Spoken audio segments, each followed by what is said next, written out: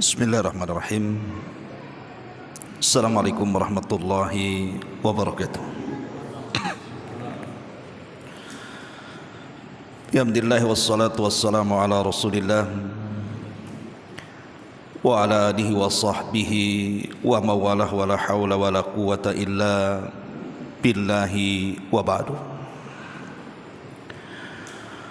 Alhamdulillah, di malam hari ini kita bisa duduk bermajlis ilmu di Masjid Nidaul Ilmi.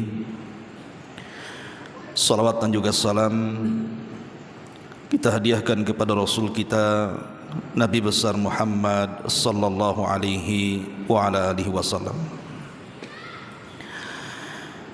Ma'asyiral muslimin wal muslimat rahimani wa rahimakumullah.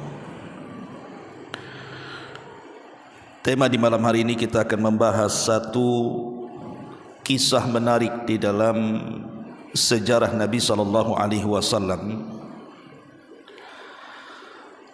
tentang dialog Nabi sallallahu alaihi wasallam dengan orang-orang Ansar.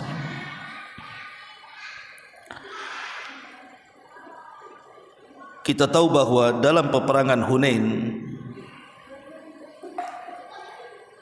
terjadinya perang Hunain itu kan setelah terjadi Fathu Mekah, dan disitulah Nabi sallallahu alaihi wasallam mendapatkan harta rampasan perang yang begitu banyak sekali, melebihi perang-perang sebelumnya. Ada yang mengatakan bahwa jumlah harta rampasan perang itu 24.000 unta, kemudian 40.000 kambing, dan 4.000 uqiyah dari emas, belum lagi 6.000 tawanan wanita dan harta-harta yang lainnya. Artinya harta sebanyak itu diraih oleh Nabi sallallahu alaihi wasallam dalam perang Hunain. Masalahnya, ketika Nabi sallallahu alaihi wasallam mulai membagi-bagi harta rampasan perang itu, semua harta itu diberikan kepada penduduk Mekah, dan tidak ada satupun harta yang diberikan kepada penduduk Madinah.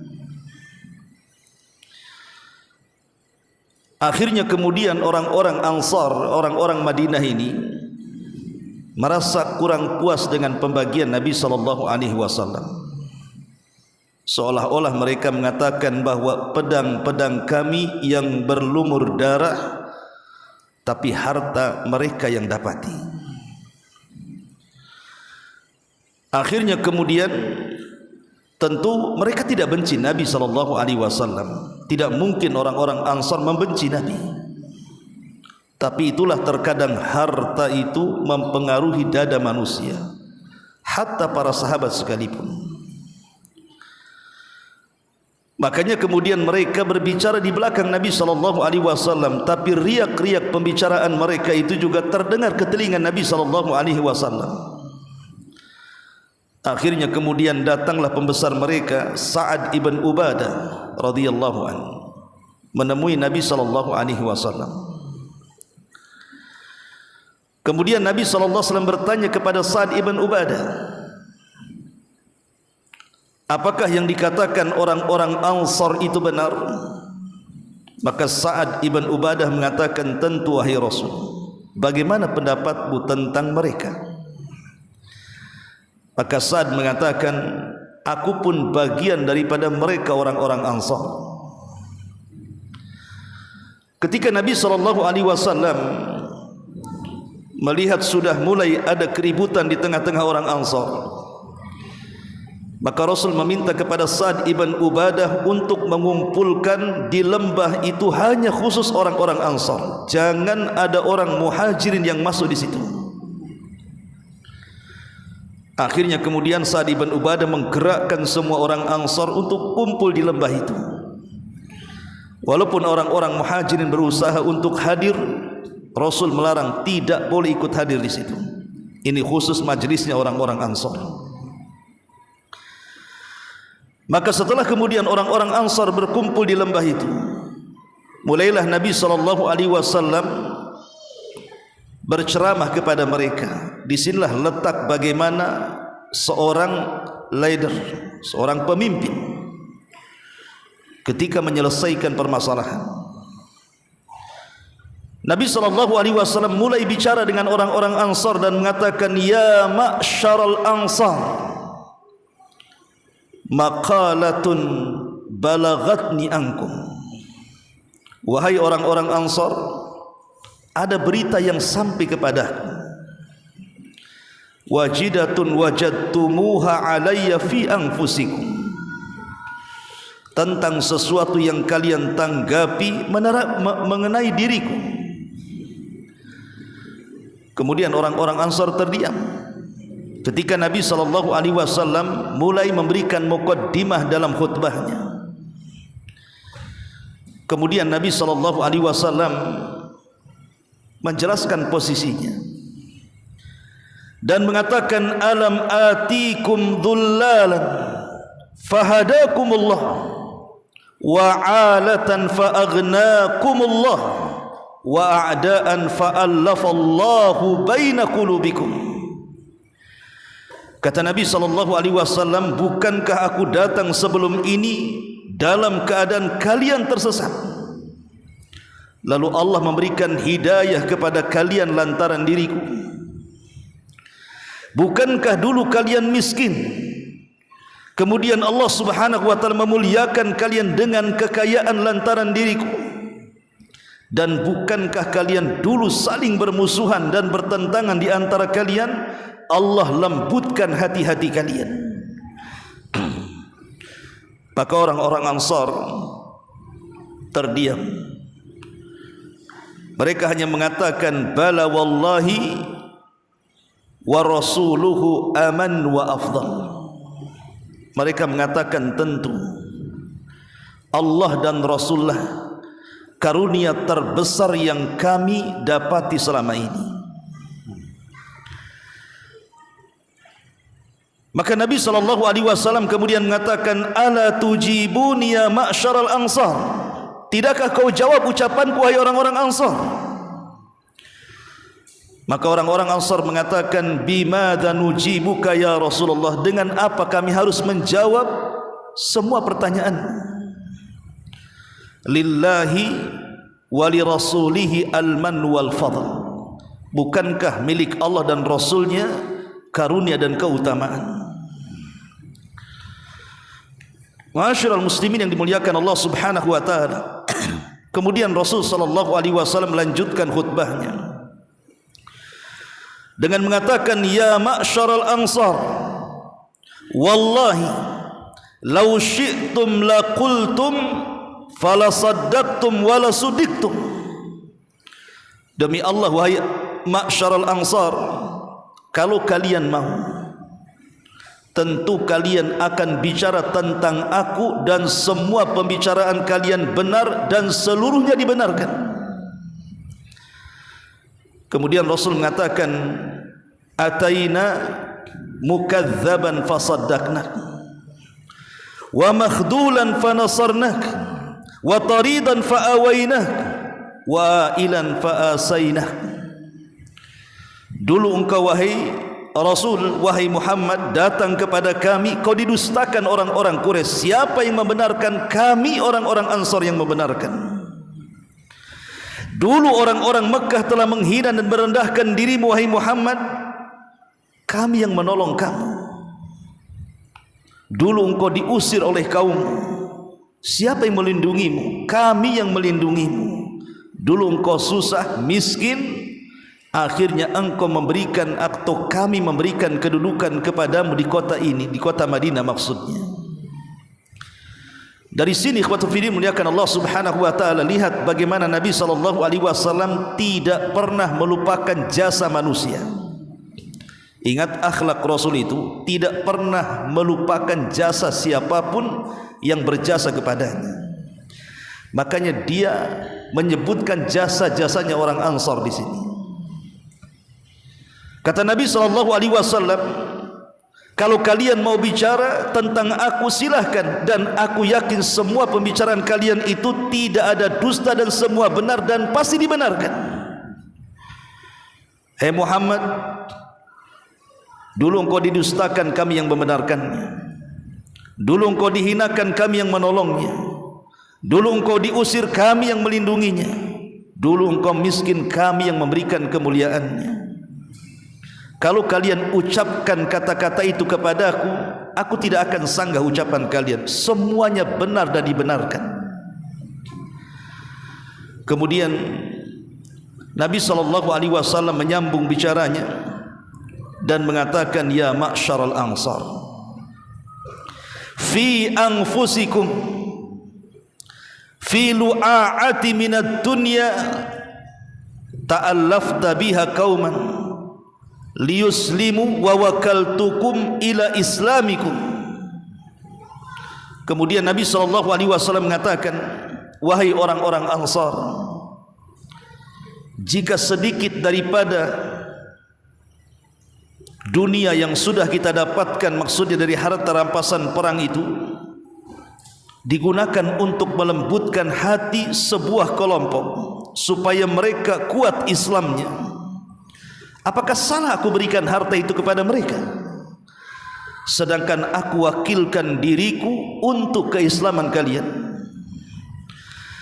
Seolah-olah Nabi SAW ingin mengatakan kepada orang-orang Ansar ini, kenapa aku serahkan harta ini kepada seluruh penduduk Mekah dan kalian tidak mendapatkan sepeser pun dari ghanimah itu? Sekarang bayangkan, kata Rasul, aku berikan harta itu kepada mereka, khususnya orang-orang yang baru masuk Islam, supaya kokoh keislamannya. Salah supaya kokoh keislamannya aku berikan harta ini kepada mereka, sementara kalian tidak perlu lagi menegarkan keislaman kalian karena Islam kalian sudah kuat. Dan lebih daripada itu, aku serahkan keislamanku untuk kalian. Kemudian Nabi SAW mengatakan, ala tardawna ya ma'syaral ansar an yadhhaban nasu bisyati wal ba'ir wa tarji'una antum bi Rasulillah sallallahu alaihi wasallam ila rihalikum. Wahai orang-orang Ansar, tidak redokah kalian ketika manusia membawa kambing dan unta-unta mereka pulang ke kota Mekah, sementara kalian kembali ke kota Madinah dan kalian membawa diriku kepada mereka dan membawa diriku kepada kalian? Maka orang-orang Ansar kemudian terdiam, seolah-olah Rasul ingin katakan, milih mana? Mereka pulang membawa kambing dan unta sementara kalian membawa diriku, milih mana?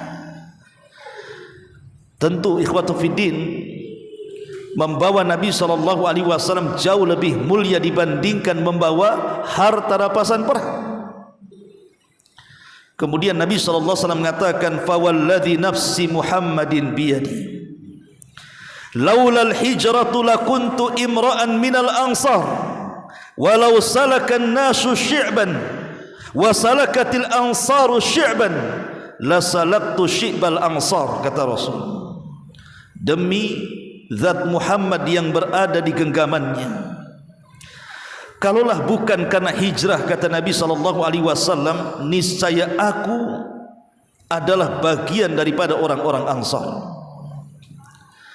Kalaulah seandainya manusia itu berjalan di lorong dan orang-orang Ansar berjalan di lorong itu, maka aku pun akan berjalan di belakang orang-orang Ansar.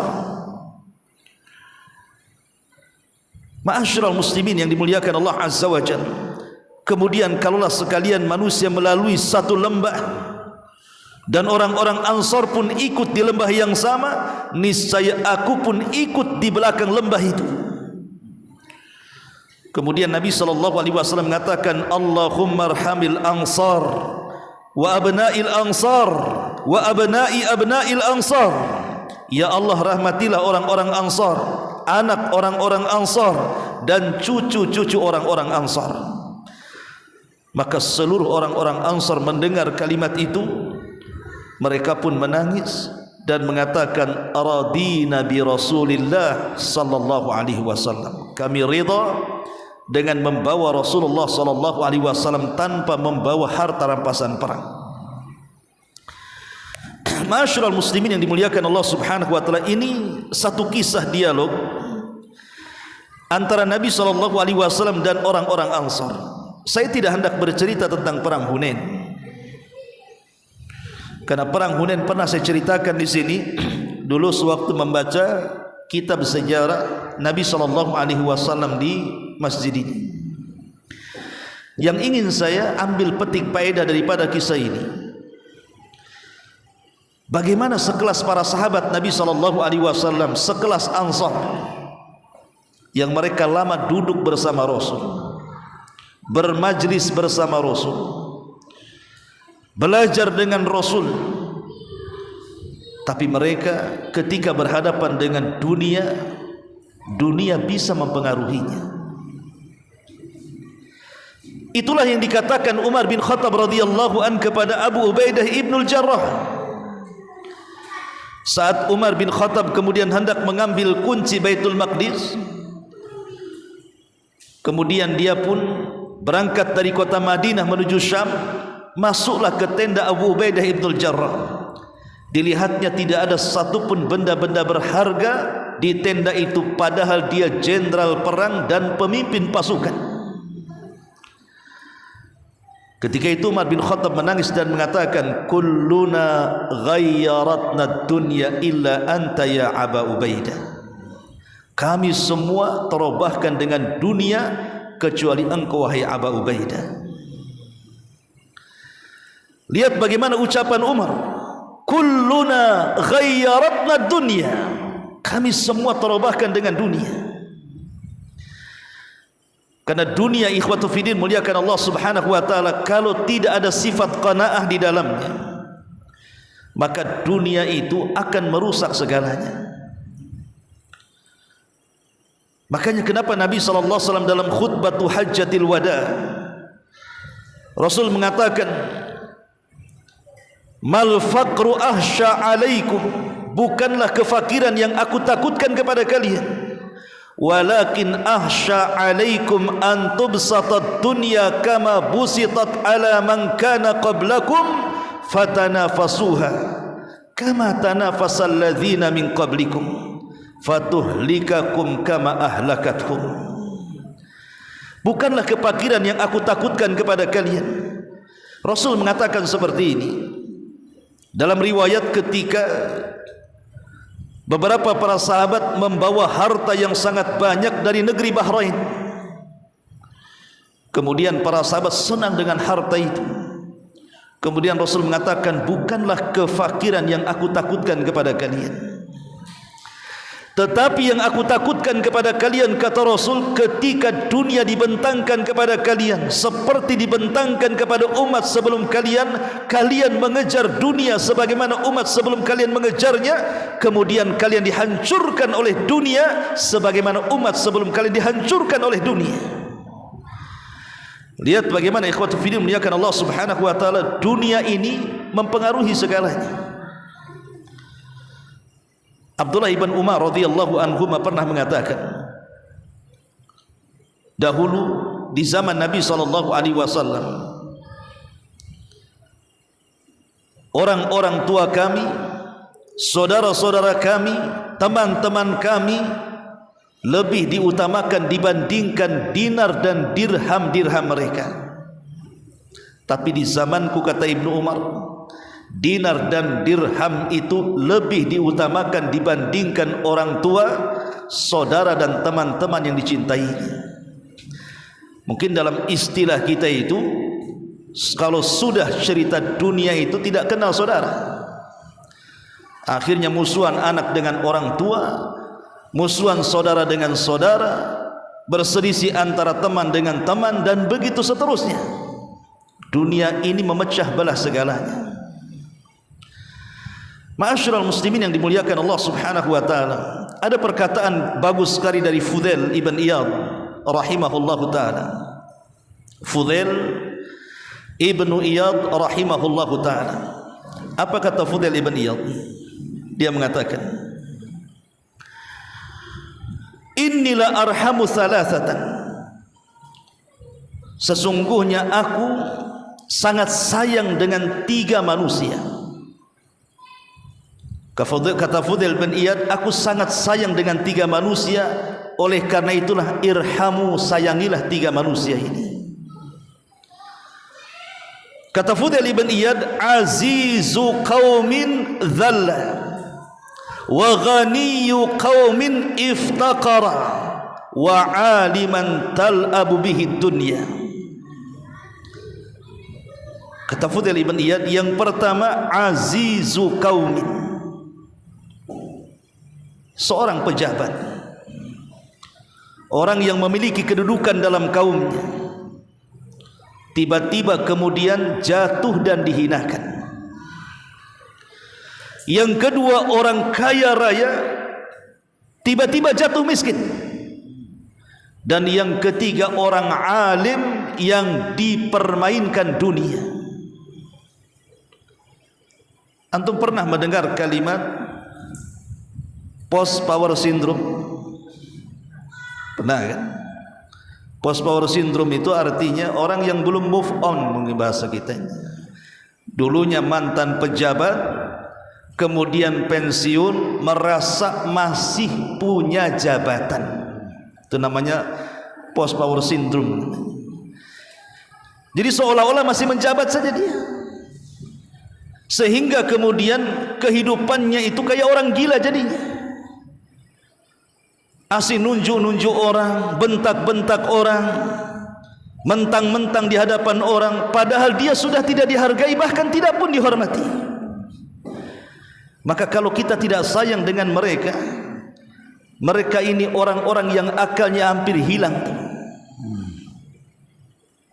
Kemudian yang kedua, orang yang dulunya serba ada karena dia kaya raya, tiba-tiba jatuh miskin. Contoh mamanya orang-orang yang ingin menjadi seorang pejabat, kemudian dia habis-habiskan uangnya, jual rumah, jual tanah, jual sapi, jual macam-macam.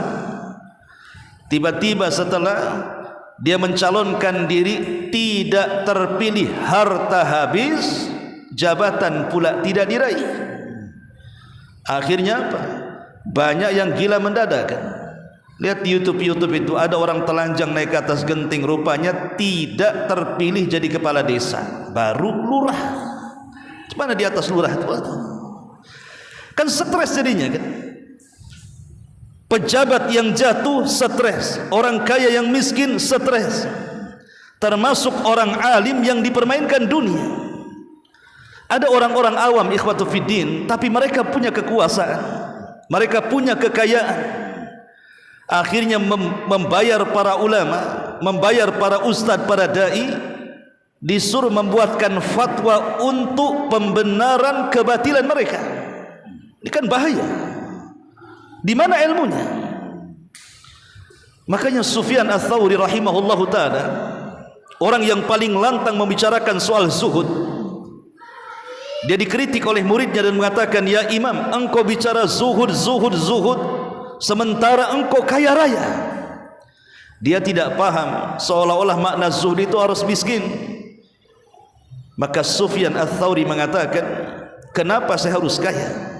Likai la atamandalu ala sultan, supaya aku tidak menjilat para penguasa. Kalau aku kaya, aku tidak menjilat penguasa, aku akan katakan yang hak, yang hak, yang batil, yang batil. Kalau aku miskin, bisa saja aku mendekati penguasa kemudian menjilat mereka. Makanya kenapa orang alim yang dipermainkan dunia ini, kata Fudail ibn Iyad, aku sangat kasihan dengan mereka.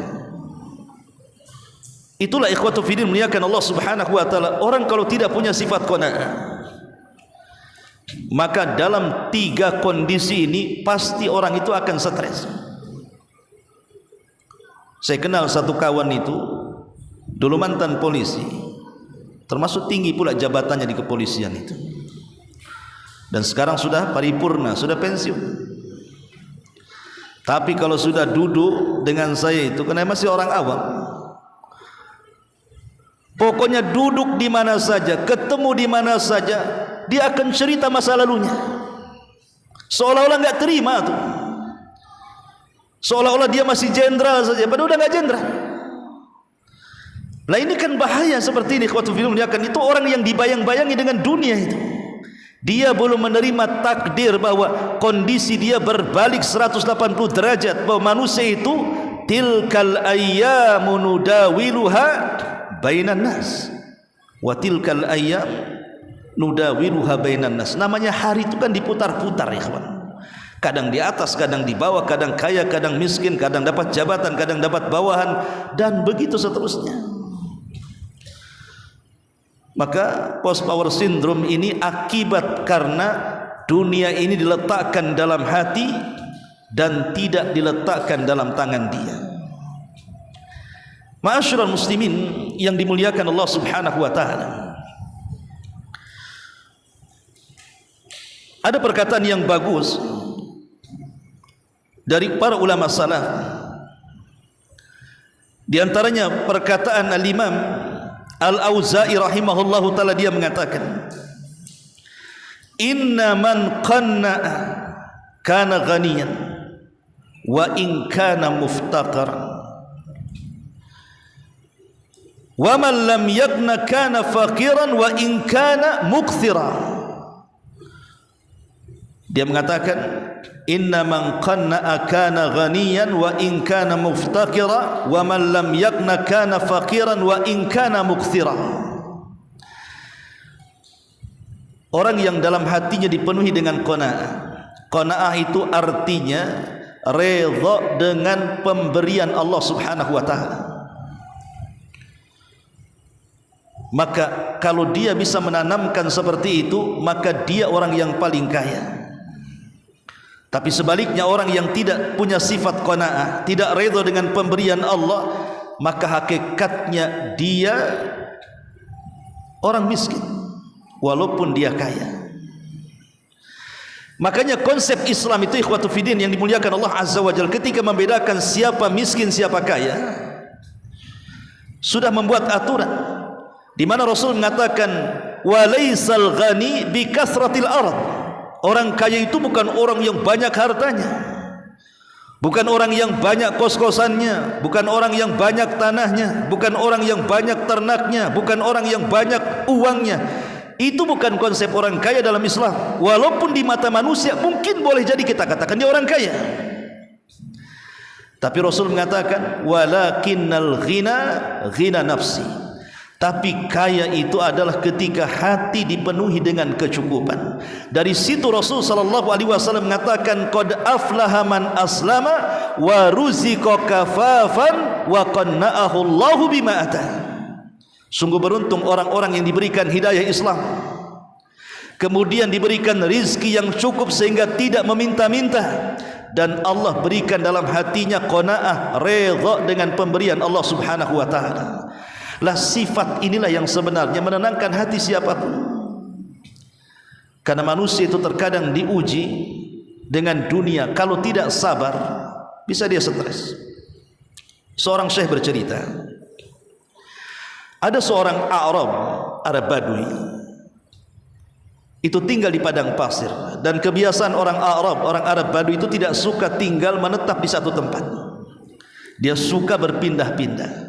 Entah kadang di sini, nanti berapa bulan pindah ke sana, berapa bulan pindah ke sini. Itulah sifatnya orang Badui. Makanya kerajaan Arab Saudi bahkan sudah membuatkan apartemen untuk mereka. Mereka tidak mau tinggal di situ. Mereka lebih suka tinggal di gurun-gurun pasir, di bukit-bukit, di gunung-gunung, dan begitu seterusnya. Wallahu alam kenapa mereka suka dengan perkara itu. Tapi yang jelas bahwa ada seorang Arab, dia hidup di tenda. Kekayaannya hanya memiliki 5 atau 6 ekor unta yang dirawatnya. Dia punya istri yang dicintainya dan punya anak kecil. Itulah kekayaan yang dimiliki dia. Satu hari, namanya di gurun pasir, terkadang ada masa-masa cuaca kurang bagus. Dan saya pernah mengalami waktu saya di Ma'rib itu, mungkin Ustaz Bukhari cerita. Jadi ada satu musim itu Itu angin kencang sekali membawa debu padang pasir, itu menerpa semuanya. Pokoknya kalau jemuran itu udah nggak nampak pakaiannya itu. Kalau gue tutup pasir semua. Ya, makanya itulah pentingnya pakai sorban itu untuk menutup mata kan itu. Karena kalau sudah musim angin itu ngeri, debu-debu padang pasir itu seperti hujan deras itu. Lah itulah yang terjadi ketika ada angin kemudian membawa debu yang begitu banyak, rupanya membuat unta-unta orang ini ketakutan, akhirnya lari. Kemudian paniklah si Arab Badui ini dan mengatakan kepada anak istrinya untuk masuk ke dalam tenda dan jangan pernah keluar dari tenda sampai dia mengejar unta-untanya. Akhirnya dikejarlah unta itu sampai sore, sampai tengah malam, sampai mendekati subuh. Tidak ketemu di mana unta-untanya itu. Kemudian di waktu subuh tiba-tiba datang angin yang lebih dahsyat daripada sebelumnya. Akhirnya dia teringatlah anak istrinya dan dilupakan unta-untanya. Karena dia sudah hampir dari mulai siang sampai sore, sampai malam, sampai mendekati pagi. Dia khawatir dengan anak istrinya. Akhirnya dia balik lagi. Rupanya Allah takdirkan tenda itu sudah tidak ada lagi. Kemana tendanya? Rupanya terkubur dengan tanah. Mulailah dia khawatir tuh. Akhirnya digali. Allah takdirkan anak istrinya meninggal tertimbun oleh tanah. Ini musibah, kawan.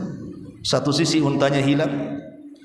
Sekarang yang hilang bukan hartanya, tapi harta yang paling dicintainya, anak dan istrinya pun meninggalkan dirinya. Tapi dia tetap sabar. Entah kenapa dia melihat satu untanya yang tidak jauh dari situ. Kemudian dikejarlah unta yang satu itu. Qadar Allah, karena memang cuacanya tidak baik, penuh dengan debu. Rupanya unta ini kakinya menunjang kepalanya sampai akhirnya terjatuh. Ketika dia sadar, rupanya kedua matanya buta.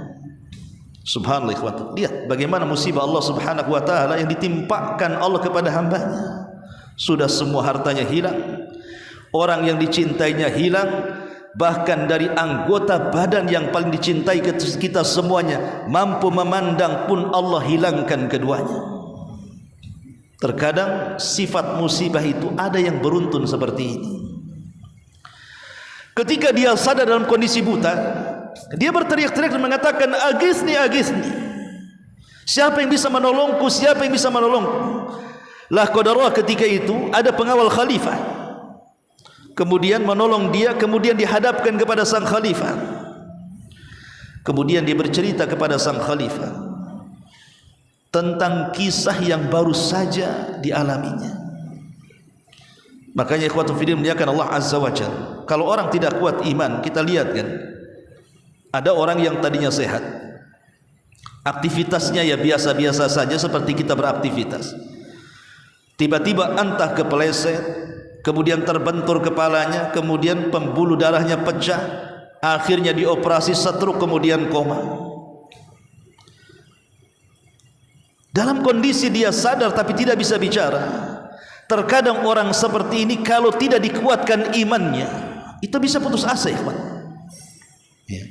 Lah, si Arab Badui ini percontohan bagaimana orang-orang yang redha dengan pemberian Allah Subhanahu wa taala. Ketika sang khalifah mengatakan kepada orang ini, "Mahaluka ya fulan?"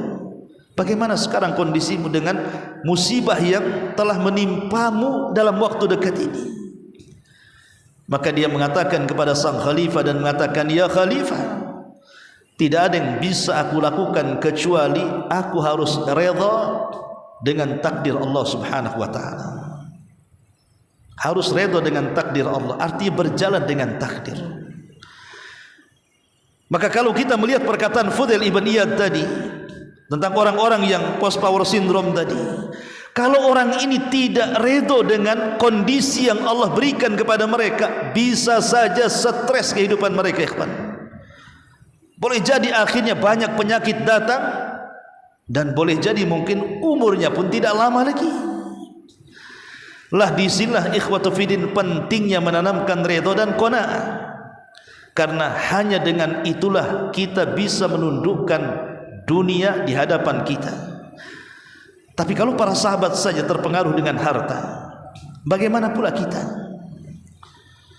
Ma'asyiral muslimin yang dimuliakan Allah Azza wa Jalla, makanya ada satu hadis yang sangat bagus sekali. Kata Nabi SAW, man asbaha minkum, barang siapa yang bangun di pagi harinya, man asbaha minkum aminan fi syirbihi mu'afan fi jasadihi indahu qutu yaumihi faka'annama hizat lahu dunya bihadafiriha. Kalau kita bangun di pagi hari, kata Rasul, Allah berikan 3 kenikmatan. Pertama, Allah berikan keamanan, hidupnya aman, tidak diganggu orang, tidak dihasadi orang, tidak dibenci orang, tidak didengki orang, tidak dimusuhi orang. Aman hidupnya, kemana-mana berjalan tidak ada yang mengganggu dia. Kemudian yang kedua, mu'afan fi jasadihi, Allah berikan kesehatan ke dalam jasadnya, tidak ada kolesterol, tidak ada gula, tidak ada asam urat, tidak ada macam-macam, betul-betul sehat badannya. Kemudian yang ketiga, indahu qutu yaumihi, dalam hari itu dia bisa makan. Pagi dia bisa makan, siang bisa makan, malam bisa makan. Maka Rasul mengatakan faka'annama hizat lahu dunya bihadafiriha, seolah-olah dunia itu ada di genggamannya, ikhwan. Dan antum bisa rasakan ketika usia antum sudah mulai menginjak masa di atas kepala 4 biasanya. Kalau mungkin usia-usia 30 tahun ya masih canggih-canggihnya ya. Nanti itu kalau sudah 50 tahun, kalau bangun di pagi hari nggak ada yang sakit badan itu, wah senang rasanya. Iya. Kalau seandainya dalam satu hari itu tidak ada debt collector yang mencari dia itu, wah udah tenang aman. Karena orang yang punya utang nggak bayar itu malam dia stres, hilang nanti siangnya tuh. Itulah orang-orang yang dicari-cari itu. Ya. Memang orang-orang yang sudah usia lanjut itu kalau paginya sehat, nggak ada yang sakit, kemudian aman segalanya, kemudian dia ada yang dimakan, itu sudah dunia bagi dia, bukan hanya dunia, sorga bagi dia. Dari sini kata Imam Ibnul Qayyim rahimahullahu taala, man lam yadkhulil jannata fid dunya lam yadkhulil jannata fil akhirah. Siapa yang belum masuk sorga dunia, jangan harap masuk sorga akhirat. Kemudian Ibnul Qayyim menjelaskan maksudnya sorga dunia di sini adalah itmi'nanul qalbi, ketenangan hati dengan dipenuhi dengan qanaah, redha dengan pemberian Allah Subhanahu wa taala. Itu akan tenang hidup kita. Karena kalau orang merasa cukup, maka sedikit cukup jauh lebih banyak, lebih baik dibandingkan banyak tidak cukup. Ada orang yang punya uang 1 miliar, tapi merasa kurang dengan 1 miliar itu, kita katakan Anda ini miskin karena masih kurang. Tapi ada orang yang diberikan uang boleh jadi mungkin hanya 10 juta, tidak sampai MM-an kan itu, tapi cukup dengan uang itu, maka Anda kaya. Itulah barometernya dalam Islam si kaya dan si miskin ini, di mana Rasulullah SAW mengatakan wa ruzika kafafan, diberikan rizki sehingga cukup dan tidak menjadi peminta-minta. Ma'asyiral muslimin yang dimuliakan Allah Azza wa Jalla, lalu bagaimana caranya supaya kita ini mampu menjadi orang yang paling qanaah sehingga tidak terpengaruh dengan dunia? Pertama, yakini bahwa rizki manusia sudah diatur. Abu Ja'far Al-Mansur, seorang khalifah, pernah memanggil seorang alim besar di zamannya, namanya Muqatil ibnu Sulaiman. Ma'ruf Imam Muqatil ibn Sulaiman. Berdialoglah Abu Ja'far Al-Mansur dengan Muqatil ibn Sulaiman ini. Jadi Abu Ja'far Al-Mansur mengatakan kepada Imam Muqatil, ya Imam, ada enggak nasihat-nasihat yang bisa kau berikan kepadaku? Maka Imam Muqatil mengatakan, apakah nasihat yang aku akan sampaikan kepadamu nasihat dari pengalaman yang pernah aku lihat atau pengalaman yang aku dengar dari orang lain? Maka Abu Ja'far Al-Mansur mengatakan, berikan nasihat dari apa yang kau pernah lihat dalam kehidupan. Maka Muqatil ibn Sulaiman menceritakan tentang dua manusia yang dua-duanya sama khalifah.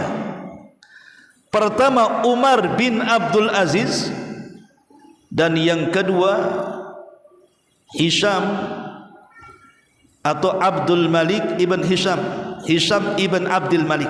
Aywa, Hisham ibn Abdul Malik. Ini dua-duanya khalifah. Pertama Umar bin Abdul Aziz, ma'ruf khalifah dari Bani Umayyah. Kemudian Hisham bin Abdul Malik juga sama-sama khalifah dari Bani Umayyah.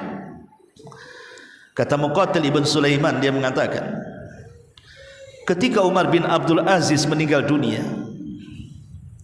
dia meninggalkan 12 anak, dan sebelum meninggal dia berwasiat kepada anak-anaknya dan mengatakan, usikum bitaqwallah, aku wasiatkan kalian dengan takwa kepada Allah Azza wa Jalla. Setelah kemudian Umar bin Abdul Aziz mewasiatkan takwa kepada anak-anak yang 12 itu, maka dia pun meninggal dunia dan tidak meninggalkan harta kecuali 18 dinar. Itu pun terpotong dengan kafan dan terpotong dengan kuburan.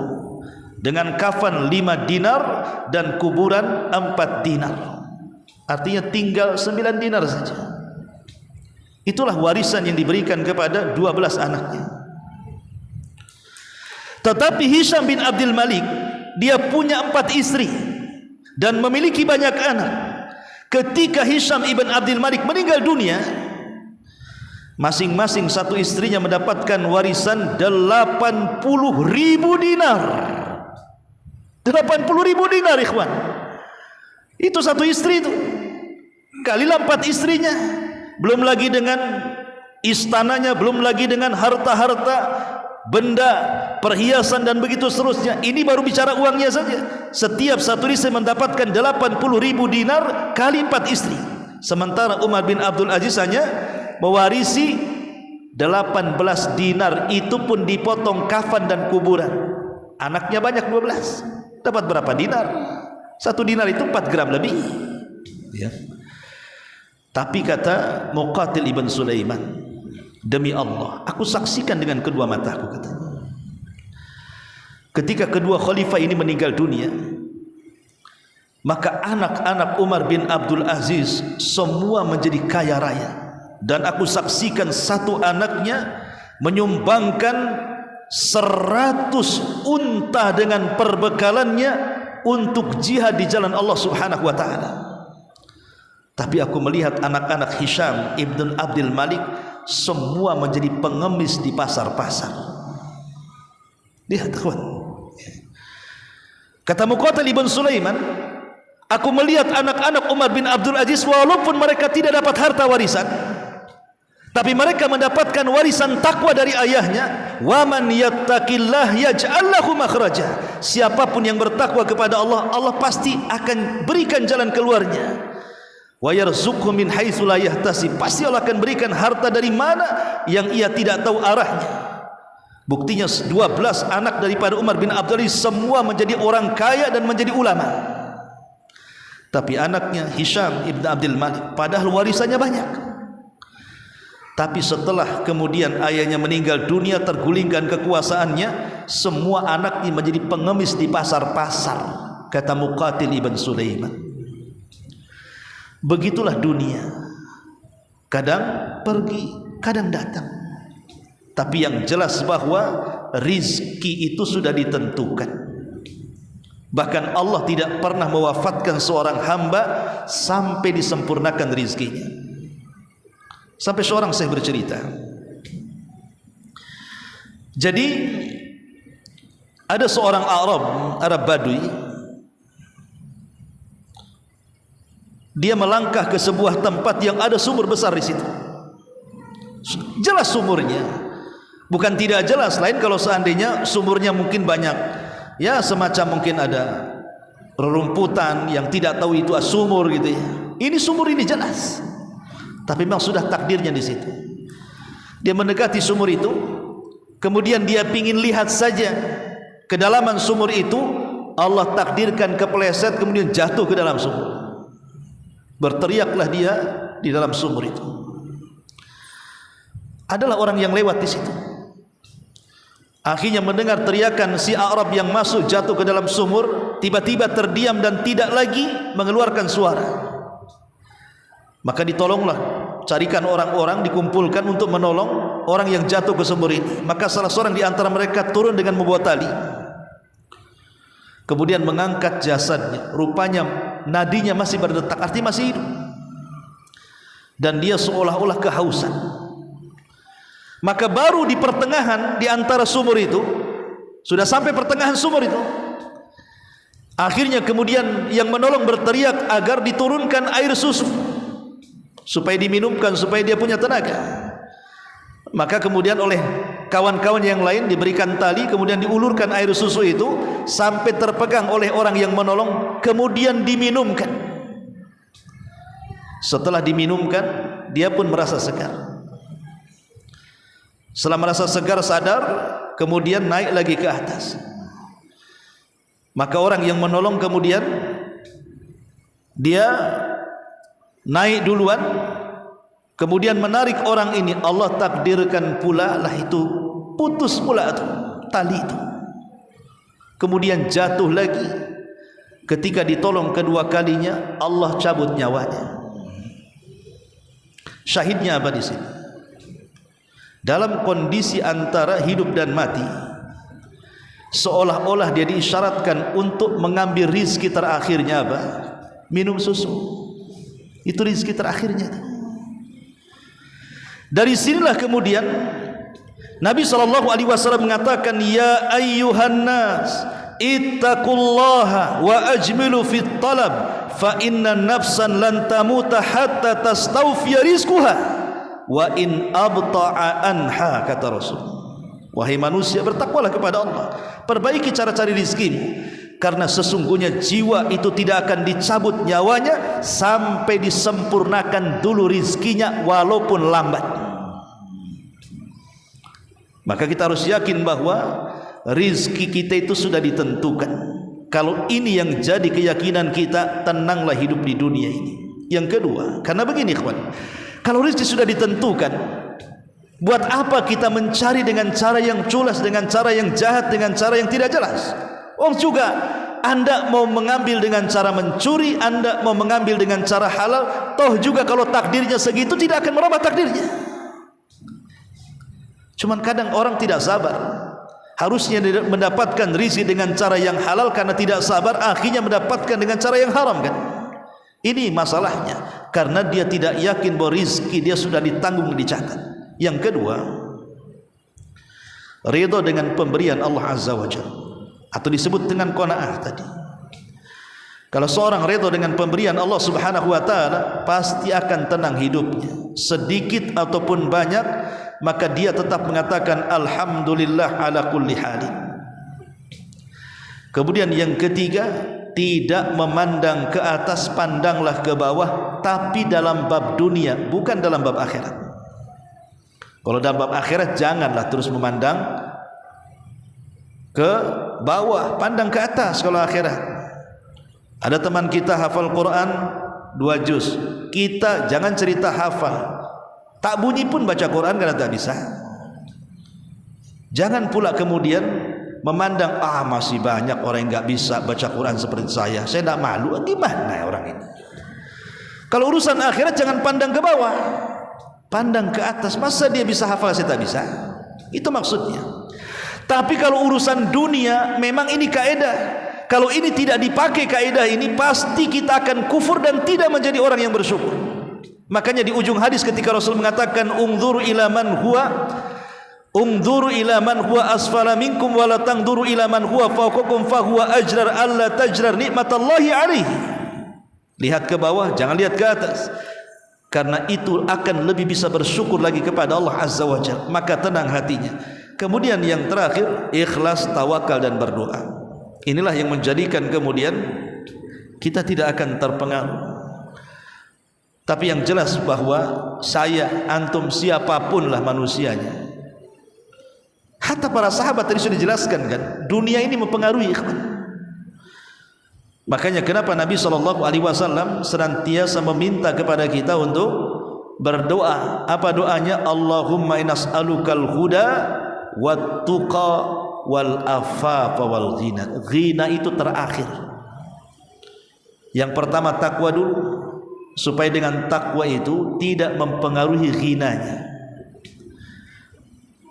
Wallahu a'lam bishawab. Mudah-mudahan ada manfaatnya. Ini yang disampaikan. Subhanakallah bihamdika asyhadu an la ilaha illa anta astaghfiruka wa atubu ilaik. Allahu taala alam. Assalamualaikum warahmatullahi wabarakatuh.